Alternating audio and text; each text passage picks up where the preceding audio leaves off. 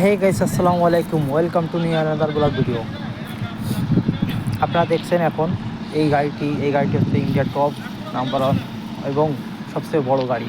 এই গাড়িগুলো যখন রাস্তা পার করা হয় দেখুন কতটা প্রবলেম হয় চারিদিকে।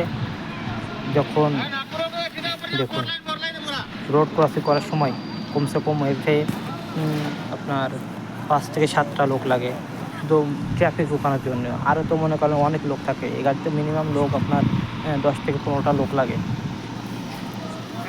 দেখুন কত ডিফিকাল্ট একটা মোমেন্ট।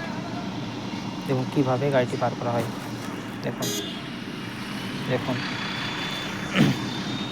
পুরো রোড ব্লকিং করা হয়েছে যাতে এই গাড়িটি পার করা যায়। দেখুন মাশাআল্লাহ, দেখুন ওখানে আবার সাইডে আবার বেঁধে যাচ্ছে, এ কারণে কতটা